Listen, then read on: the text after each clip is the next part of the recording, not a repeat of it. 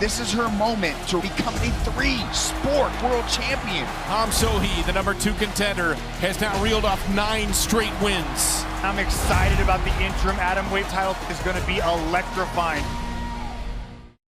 Ride through the city like Brennan Schaub. I'm on a mission to get it all. Ride through the city like Brennan Schaub. If you ain't thick, please don't get involved. And now, Brandon Thick Boy Schaub. What's up, fam? Welcome. Monday morning. It is Monday morning, September 25th. Yeah, man, that's it. It's Monday morning. That's our show. How's everybody doing out there? Hopefully, as you're listening to this or watching this at work right now, just dropped off the kiddos and you're preparing for your day. Appreciate you guys checking in with your boy here, fresh off the plane from Spokane, Washington. It's Spokane. I stayed in a hotel where Ted Bundy also stayed. I learned that after the fact. Not gonna lie, I was scared. I forget the name, the Davenport Hotel in Spokane. Apparently, it's the most haunted place in Spokane. My brother Jay, who books the hotels, doesn't believe in ghosts, so look that stuff up. And I do, so it's a bit of a problem. Didn't sleep great at all. So, yeah, we stayed in a haunted hotel, and Ted Bundy stayed there before, so that's cool.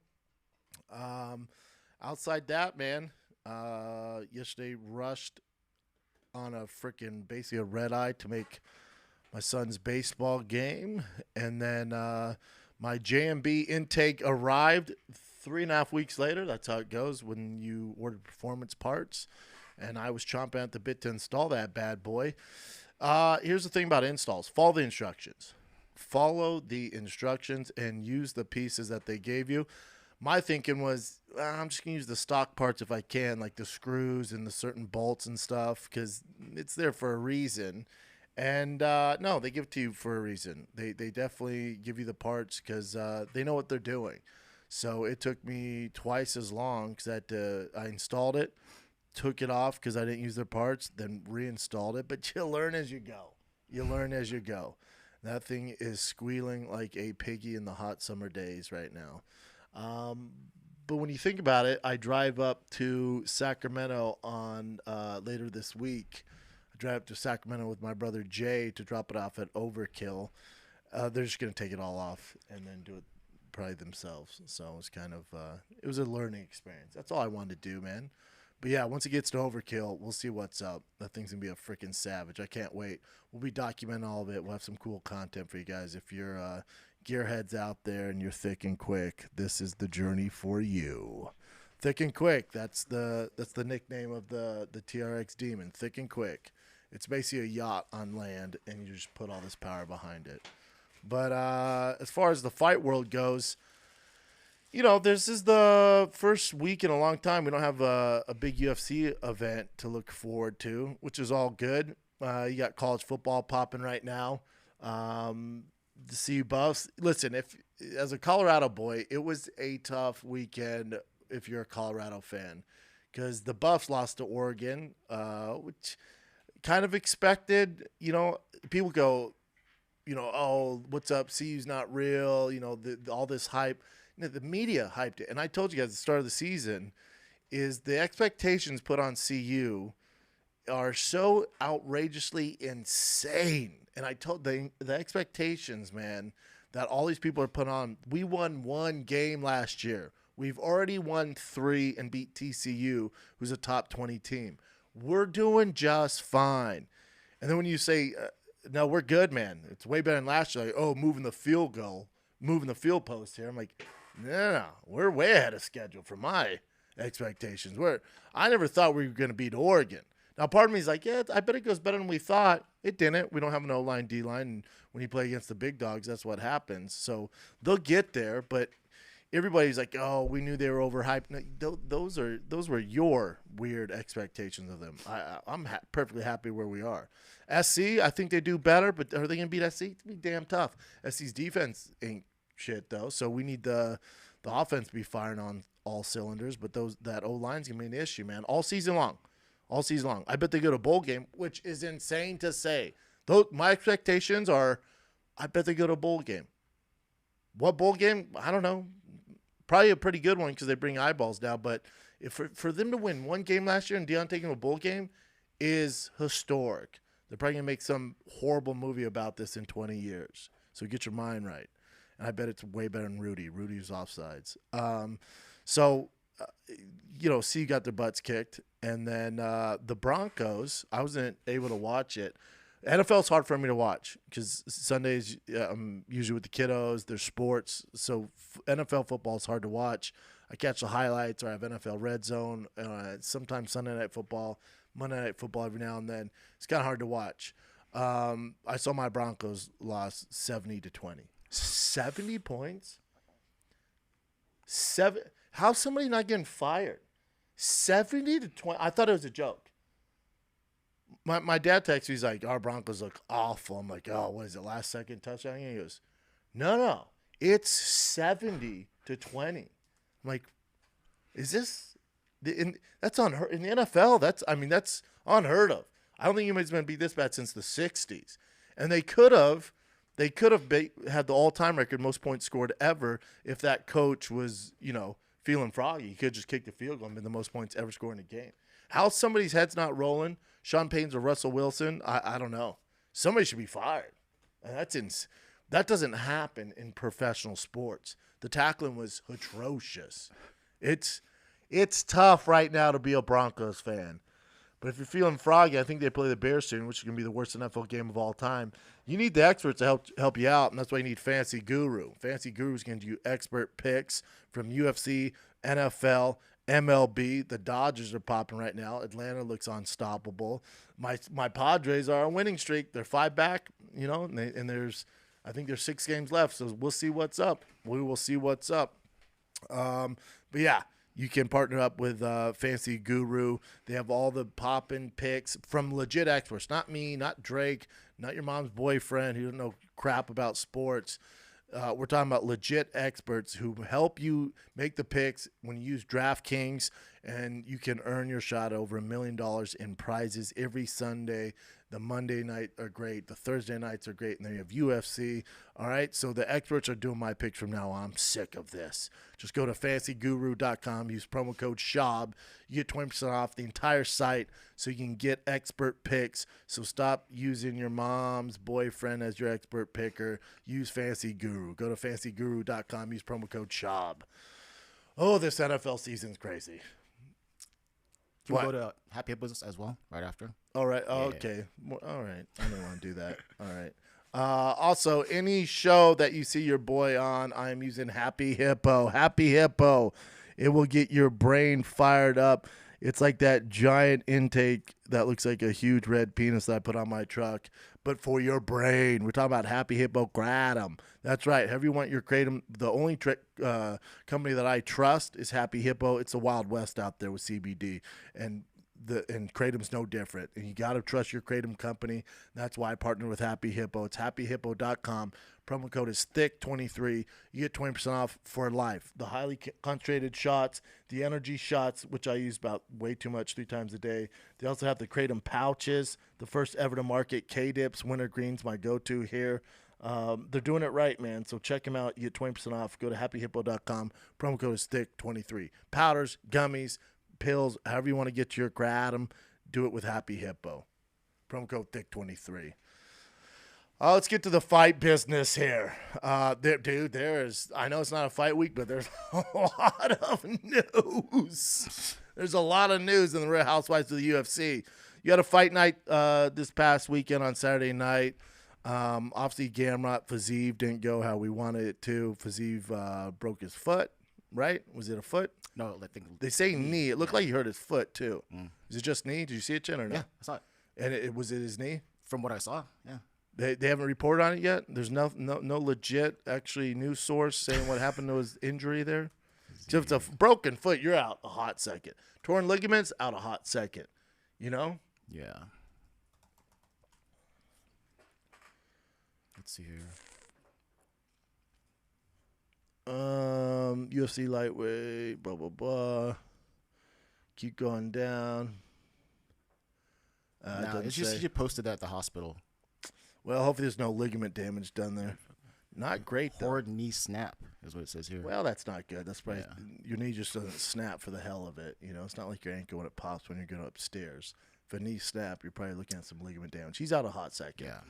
Yeah. You know, nothing against Gamrot. He's a savage.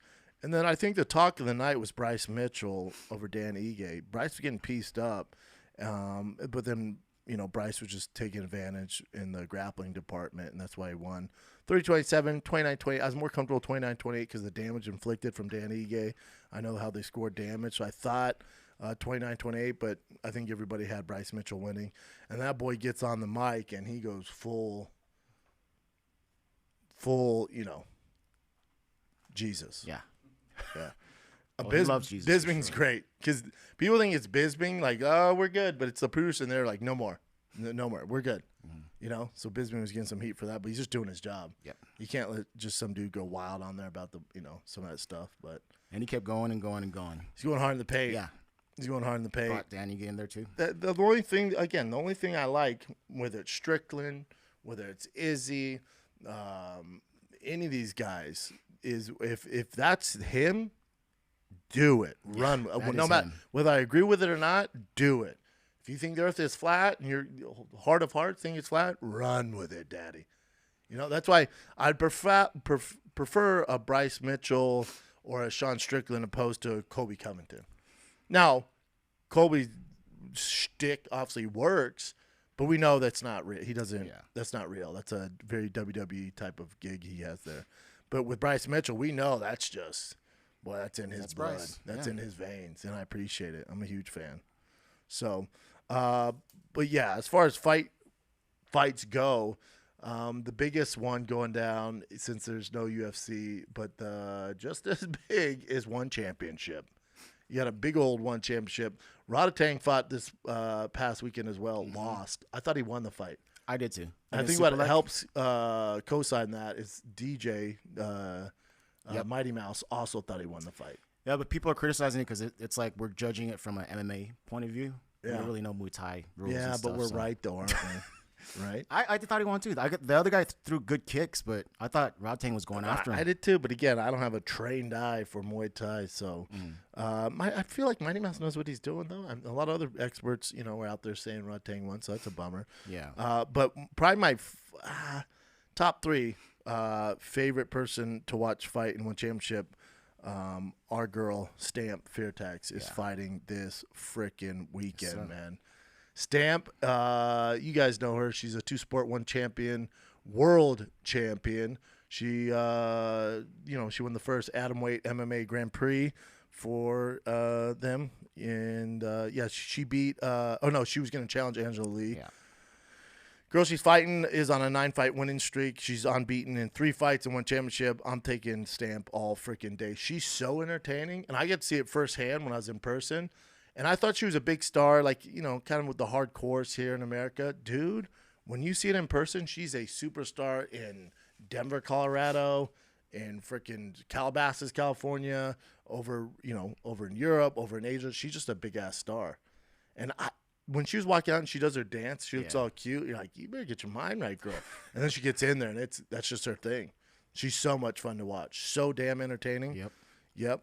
See her do her thing. Number 1 versus number 2 is going down for the interim atomweight world title in MMA this freaking weekend.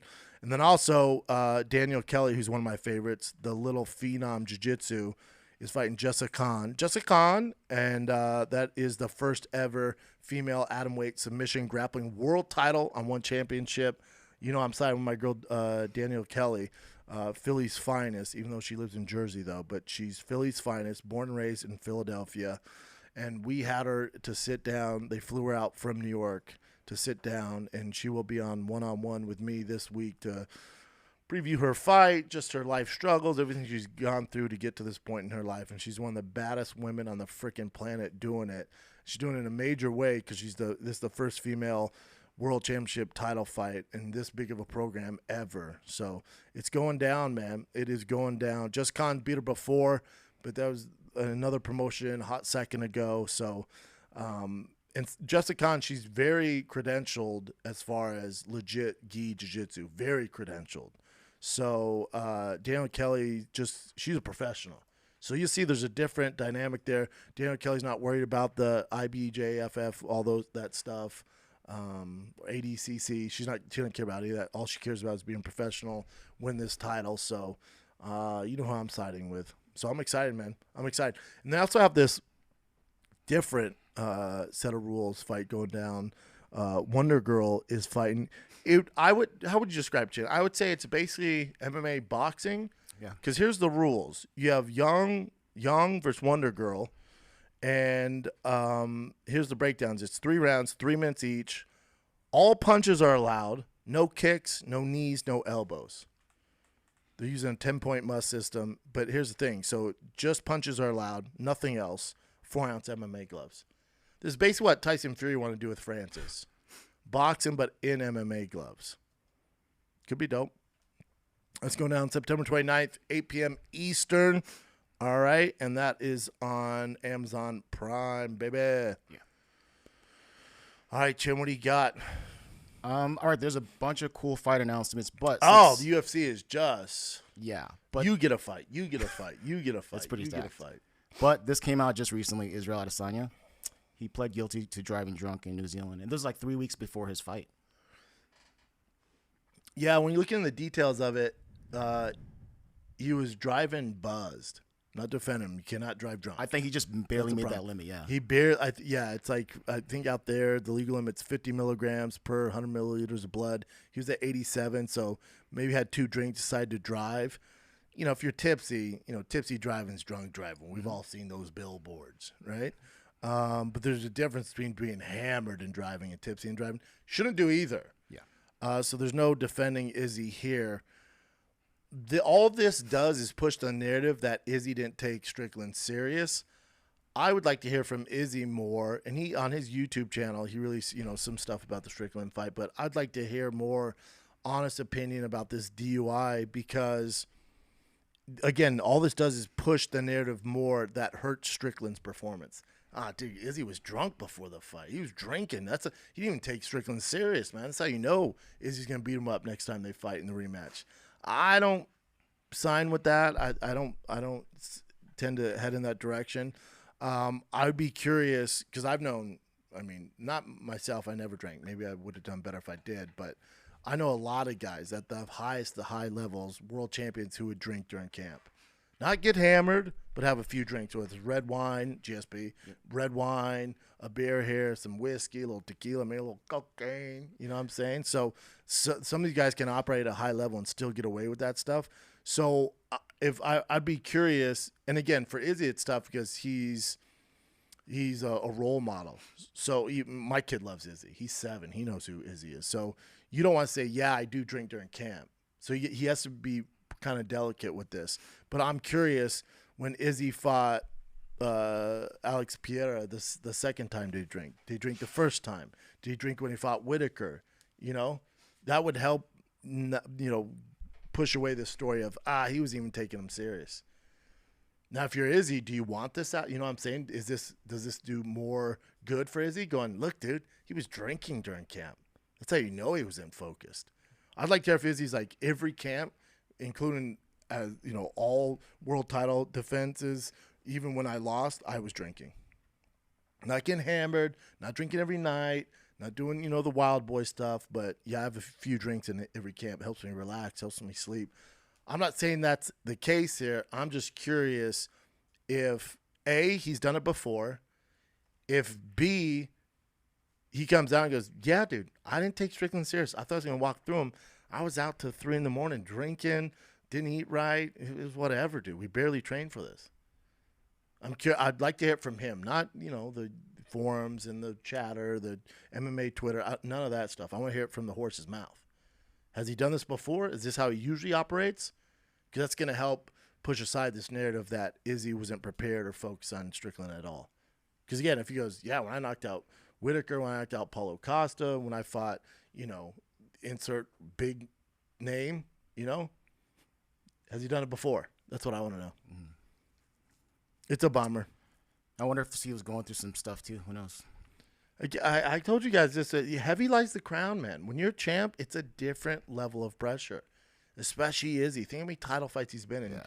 all the marketing, all the media, all the endorsements, not the UFC endorsements, those are whatever. I'm talking about outside of that. His YouTube channel, the merch, there's all this pressure on you. You can pull it a million different ways. You got to do this media obligation.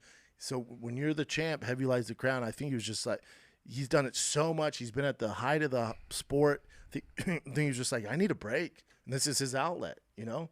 Signs would point to that.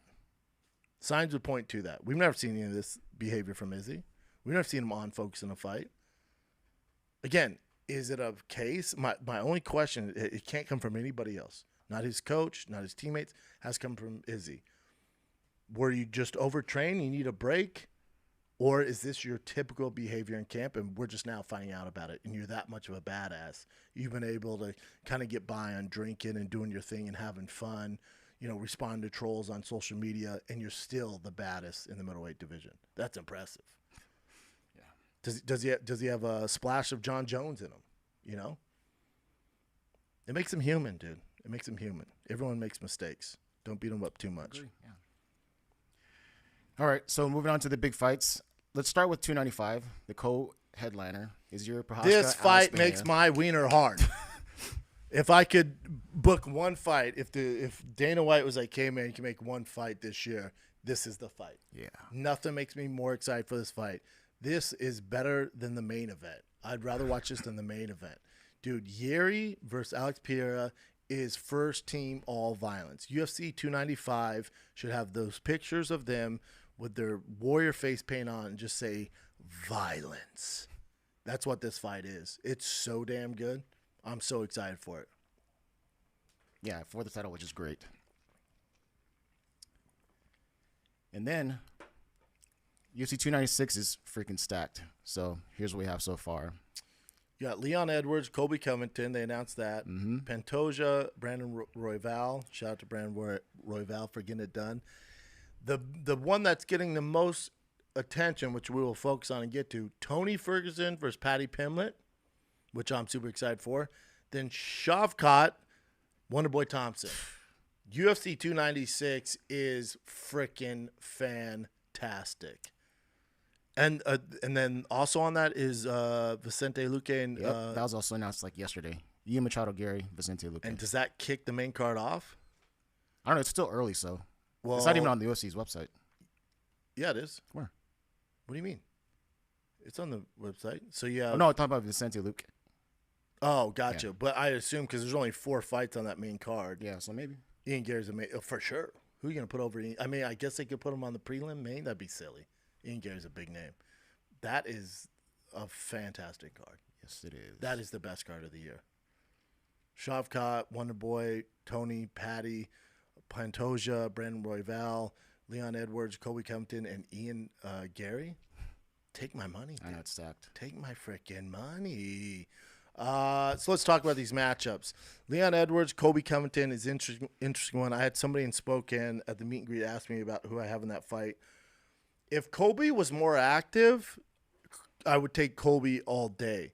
Colby 2 years off, and Leon Edwards has been a little more active, and we've seen his improvements against Kamaru Usman. It's a tough pick. If this is 2 years ago before Colby took all this time off and had the issues with Jorge, and kind of had this 2-year layoff is a long time, dude. Long time. And then to take those years off and then jump into a title fight, very tough. And Leon Edwards is only getting better. His takedown fence is only getting better. So we'll see. We'll see. The one thing Colby has on his side is that cardio. So his last fight was March 5th, 2022. So he's looking at March 5th, 2022. He's fighting December of 2023. That's not 2 years, but it's damn near. It's a hot second. It's a hot second layoff to jump into a title fight. And remember, his last fight was against, Jorge. Friend of the show, Jorge Masvidal, but he went from Kamaru to Jorge. Jorge had was at the tail end of his career. So it's tough. I'm a Colby fan, big Colby fan, like Leon Edwards too. It's tough to pick Colby with that long layoff, as good as Leon Edwards looked against Kamaru Usman. So we'll see on that. Pantoja, Brandon Royval. It's a fun fight. Brandon's earned it. Let's talk about the one everyone's talking about, Tony Ferguson, Paddy Pimblett. So when this first got announced, a close friend of mine texted me, goes, it's not announced yet, but I think they're doing Ferguson versus Paddy Pimblett. And I go, finally Tony gets a winnable fight. Person goes, I agree. He can win this one. I thought that was kind of the general census, that everyone's like, oh, finally Tony's getting a fight. Finally he gets, not that it's an easy fight, but look at his last 7 fights. Strength of schedule. He's in the SEC, dude. This is his last 7 fights. Bobby Green, he got submitted, right? That was a tough one. But Nate Diaz, which was, shorter notice fight, right? Michael Chandler, Dariush, Charles Oliveira, Justin Gaethje. Before that was Cerrone, Anthony Pettis, Kevin Lee, Dos Anjos. What? Look at who this kid's fighting, man. Now, I know he's lost 1, 2, 3, 4, 5, 6 in a row. I know he's lost 6 in a row. It doesn't look good. But who'd he lose to? Justin Gaethje? That changed his life. Yeah, that fight that took started it off. years off of him. Justin Gaethje, Charles Oliveira, Dariush. I mean, what are we? That's insane. Michael Chandler, insane. Looked pretty good in that till he got Spartan kicked in the face. The Nate Diaz fight, tough one. Bobby Green, tough one. So the Nate Diaz, Bobby Green, very tough fights for him. But just look at that murderer's row. Impossible for him to win those fights where he's at right now. My question for anybody out there going, I can't be UFC's doing this. Tony Ferguson, we see what's going on here. It's clear as day. They're just feeding this young line to Tony Ferguson. My question for you guys is, A, do you really think Paddy Pimblett won his last fight? Most don't. So you're probably coming off a loss to Jared Gordon. Okay. Before that, the only people Paddy's beat is Jordan Levitt, Vargas. He's had, they're impressive fights. He's been hitting all those fights. Then the one fight where the guy was pretty damn good, they gave him the decision, but most people think he lost. Okay. My question for you guys out there who are so against this fight with Tony Ferguson and Paddy Pimblett, what aspect of mixed martial arts is Paddy Pimblett better at than Tony Ferguson? Striking? No. Grappling? Probably Paddy's biggest asset. You think he's a better submission artist than Tony Ferguson? Wrestling? No way. He's not a better wrestler than Tony. There's no way. Now, if this is 4 years ago, 3 years ago, Tony mops the floor with Paddy at this point. But it's not. It's a more weathered, slower, less dangerous Tony Ferguson. But to say that Paddy Pimblett's more dangerous than Tony Ferguson is insane to me. He's not a world-class striker. He's not some guy where it goes down to the ground, it's over. He's not a Damian Maia down there. I'm not saying I'm picking Tony to win. All I'm saying is this isn't a terrible fight for Tony. It's not some weird fight where the UFC's feeding this young lion, this old weathered veteran. I look at that, I go, literally my first instinct, and the man who I was texting with knows the UFC better than anybody I know, goes, yeah, thank God. Tony finally got a favorable fight. I didn't think about it. Yeah, no shit, hell yeah. And then you go online, people are like, oh, this is so disrespectful. How can they give Tony a fight? I'm like, whoa. I'm just reading the room wrong here, because I look at this and go, finally they're giving Tony a break. Again, not saying he wins, but compared to his other fights, man, I think he has a better chance in this than he has in the past fucking 3 years. Again, my argument is, and you guys know this, I love Paddy. I'm a huge fan of Paddy. Mm-hmm. Paddy has a ways to go before he's a top 15 guy. Tony Ferguson's fought everybody. Is dangerous as all get out. Even at his ripe age of whatever he is, in fight years, 77. He's 39. Get it. Older, world-class vet. I get it. All the miles on him. Looked bad in his last fight. Doesn't look like that version of Tony that we're known and accustomed to when he was probably the baddest 155 on the planet, him and Khabib. And there was a time where if in the prime, I probably would side with Tony. In the prime. Never happened. Didn't come to fruition. But to say, oh, this is ridiculous, this is so foul, UFC, this is so dark, look how they treat their vets. I'm like, where was that energy when Frankie Edgar had his last fight against that monster? I don't see that. I don't see that angle here. I look at it, I go, okay, Paddy's not some dude who's going to throw some crazy flying knee or, some crazy knockout artist. Okay, I like this. This can be a war. This is perfect for Tony. Again, not saying he wins, but damn. Compared to Justin Gaethje, Charles Oliveira, Dariush, Michael Chandler, Nate Diaz, Bobby Green. Okay, perfect. And I think this should be Tony's last fight, win or lose. If he wins this, get out of there, dude. Trust me, you're not going to get another one of these. Get out of there. It gets worse from here. If you win this one, they're not going to give you another matchup like this. I like it. If you're a Tony fan, you're like, okay, I can see him win this one. You're not saying that when he's fighting Gaethje. You're not saying that when he's fighting Charles Oliveira. You're not saying that when he fights Dariush. You're not saying that when he fought Michael Chandler. When he fought Nate Diaz. The Bobby Green, like, oh, my God, Bobby's so explosive. This is a bad idea. I see Paddy, I'm like, I could see him winning this one. Or I could see him losing, but he's not going to get absolutely starched. I'll take it. Yeah, I thought were you guys against it? No, we all said it was a great matchup. Were you cool with it too, or no? Yeah, I think it's his best matchup that he's gotten in the past 7 fights, like you're saying. I do think Paddy wins. Yeah. I mean, the odds are Paddy wins. I'm just saying it's not like he's this plus 1,000 underdog. Yeah. Plus 240. Okay. Yeah, that's about right. You guys don't want to fight in a hot second. All I'm saying, this isn't some massacre. It's not like Hamzat Nate Diaz. That was ridiculous. That was clear as day what the UFC was doing. We're like, what? And even the UFC was like, holy shit, we got to change this up. And they switched them because it was so wrong to do that. This isn't that. This is like good send off for Tony. Win or lose, he's not going to get completely annihilated. They're not giving him Justin Gaethje on his final send off. They're not giving him Fiziev, some dude who's just some savage who you're going to see Tony get hurt by.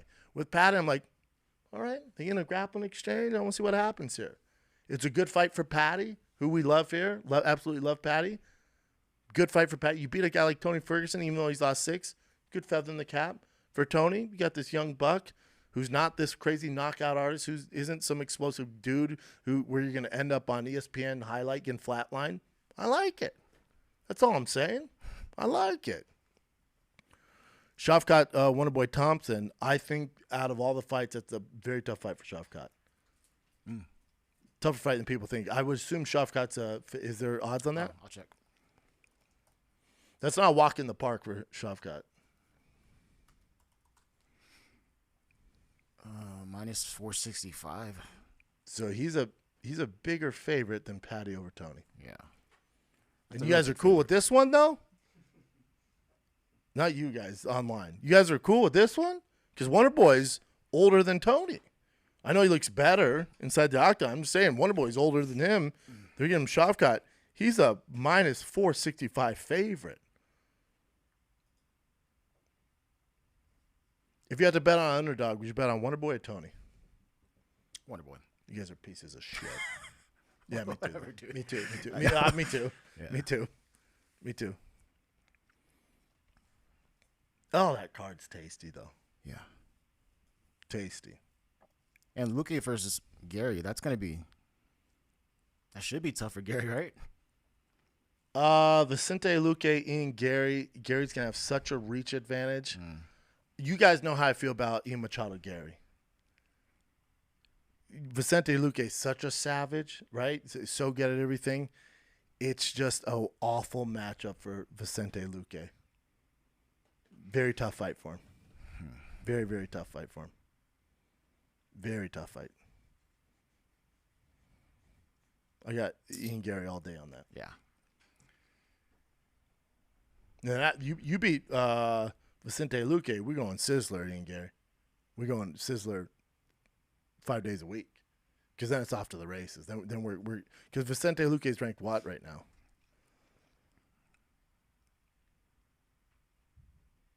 10. And they got Ian at 11. Yeah, you beat him, then it's off the races. So what's going to happen is Ian Gary versus Vicente Luque winner, I assume, will fight Wonder Boy or Schaub. Especially Schaub. I think he has a little more work to do. He needs some bigger names in his cap. It's weird they still have Hamzat at 4. He moved on. You know? What else you got, Jen? Let's see. Oh, so this was Francis Ngannou was on Joe Rogan's podcast, and then I think Wilder also accused Tyson Fury of cheating with the glove somehow, so he can punch through the side. All these he just had like video evidence apparently, and it looked like the glove was floppy. So, anyways, the Tyson Fury yeah, fight? yeah. So Tyson, so now Francis is saying that him and his team will have to double check, even if the commission says it's good, they have to see it themselves. They do that anyways, though. You have someone from your corner looking at them lace up the gloves. That's nothing new. It's a narrative. It's something to say, I guess, for Francis to poke at Tyson, but you don't get Tyson's level by cheating with your gloves. That's so stupid. I thought the takeaway from that was, and I think it's good for Rogan. I'm sure Rogan knows, but it's good when you hear it from the horse's mouth with Francis. The way the UFC manipulates the contracts. Yeah, the extension stuff. The extension. So he was like, I was hurt. I want to fight in July. Then I'm going to fight in June. I was like, what? No, I'm good. Like, oh, we're just checking. Then you notice extension in the mail. So it's their way. And he was like, I only have a year left on my contract. It's their way of keeping you. And it's like 6 months. It's or something? so dirty. It's it's 6 months. Yeah, it's crazy long. It was the same thing with the Ultimate Fighter contract. You remember? I was like, wait, I'm done. I thought they're like, no, dude, you got 2 more fights. I'm like, no, I thought it was a 4-year deal. They're like, yeah, but that one time where after you fight and you didn't go, you're like, what? And back in the day, they didn't even send you the notice. You would go into negotiation and think you were done. They're like, oh, no, you actually got a year left. Because remember, we hinted the idea of you fighting Brock Lesnar, or hinted at the idea of you fighting Stefan Struve, and then you said you want to fight later. I'm like, yeah, we had a discussion. Like, yeah, it's basically turned down a fight. Like, what? So it's good to see the underbelly of the business. It's a dark business. They're going to get away. It's the fight business, Every fighter's like, yeah, that's how it goes. But I think it's good for the public to hear. That's what animal you're dealing with. One of the tactics, yeah. Yeah. That's not cool. Yeah. And the sponsors where he lost a $1.2 million in crypto because they signed with crypto. And then they signed with UFC right after. Yeah, that was and then the new company's like, sorry, dude, now we can't work with you. He's like, oh, this is ridiculous. Yeah. UFC's like, we'll take all the money. But here's 10 grand, put that on your shorts. And you have no say. It's tough. Yeah. You get it from both sides. You get it from the UFC business standpoint, and then for the fighters, it's a nightmare. Yeah, but it seems like they are really, really wanting all their money in every possible way possible. The UFC. That's why they have so much much just money. as much as possible. I know. That's why they have so much money. That's why I couldn't run the UFC. Yeah. You can't. You got to be cutthroat. I couldn't do it. All right. So this is just Tyron Woodley was on Rampage Jackson's podcast recently, and I didn't know he had any issues with Izzy, but I guess he says he wants to beat the shit out of him. Why? If he ever made a comeback, he'd want to fight Izzy. Something weird where he said like, he says because he's Cap. That's fake. That's how the kids say. What's weird is I can understand Cap if it was a way shorter version of the word fake. It's not like fake's a long word, right? Yeah. Okay, so because I'm not going to say Cap because I'm 40. Because he's fake, Woodley said. He was never Izzy Adesanya. How do I do this again? Izzy Adesanya, I get on the same show, TMZ, and they asked me who was next up. I said, I kind of like this Israel kid. He's kind of different, but he's got some pizzazz. He's got his own character. He's flashy, but he's a good martial artist. He's one to watch out for. This is when he first started out, so I gave him respect. Then they asked me, who did I want to fight? Whoever's at the top. So you're at the top, my brother. It's a salute. I never wanted to fight Nick, Nate Diaz, or Conor McGregor, or George St. Pierre because I thought they were weak, easy, and whack. Yeesh. I thought they was the best. To be the best, you got to beat the best. Okay. It's kind of confusing, but he basically said, he was giving Israel a compliment by saying he'd want to fight him because he's a good fighter. And I guess Izzy, didn't take it well, and now he wants to beat the shit out of him. But did Izzy say anything back? I didn't even see anything with Izzy saying that. So clearly Woodley's message wasn't taken too kindly by Izzy, who fired back in a series of interviews. Woodley went on to lose the title. Okay. Interesting. I mean, Woodley and Izzy are never fighting unless it's outside the UFC. I don't see the UFC bringing Woodley back. I love Woodley, but I think those days are over. He had so many issues with the UFC. I just don't see him coming to agreement. Yeah. And there's so much movement at middleweight. I just don't see it happening. Also, Rampage said that when he went to the Jake Paul Nate Diaz fight, that when he saw Nate in the locker room, one of his pecs was smaller than the other. So he's like, "What the hell happened?" He tore his back? No. So apparently, Nate said that he had a pinched nerve in his back, and then your muscles kind of atrophy. Well, that means it was pinched for a hot second. Yeah, I had it when I was in college playing football. I got so many stingers. The nerve endings in my arm, like just weren't. Yeah, and then you start losing muscle. Yeah, so my right arm was smaller than my left arm. Yeah, it sucks. So he must have had that for a hot second. Yeah. So just Rampage saying, like, that's pretty dope that he went out there to fight still. Yeah. He was really injured. That's why he had to fight a certain way, too. I think he said something. He had to fight Mexican style because. That's cool. Yeah. Yeah, Nate's a savage. This is a little older, but I don't think we discussed it. Mike Perry says that his new deal with BKFC, because he signed with them and not anyone else, is around $8 million. Damn. Yeah. Guaranteed? He said all of it together. If that's if he wins all of his fights. I have to say they put about an $8 million on contract. Let's go ahead and put that out there because F them. They've got to fight me now because I'm ready to make this money. I got this money on paperwork. I got this house I'm paying for. I've got this family I'm paying for. I've got all these expensive things going on. I'm ready to fight, promote, talk some smack, and punch some people in the face. $8 million for Mike Perry, that's pretty awesome. I need to break that at $8 million, though. Yeah. I'm guessing is it $8 million if you go undefeated, or is it guaranteed $8 million? Yeah. And BKFC's had their struggles paying people. Trust me. All right.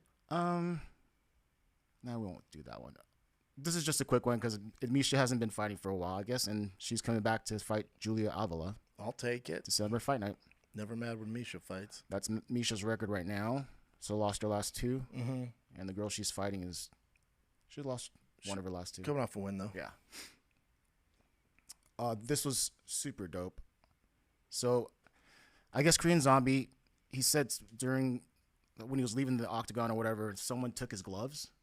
His retirement gloves. Yeah. So Max Holloway found out that story, and Max Holloway said, "I'm going to send you, my gloves from the fight because that's the memory from the fight as well." So he sent those in, so he can have them. Sent those to Korean Zombie. Okay. That's why the Korean Zombie wrote, Max Holloway just sent me his gloves as a gift, and then after that, Korean Zombie and his team donated $20,000 to the Maui Food Bank. Oh, that's dope. Yeah, that's great.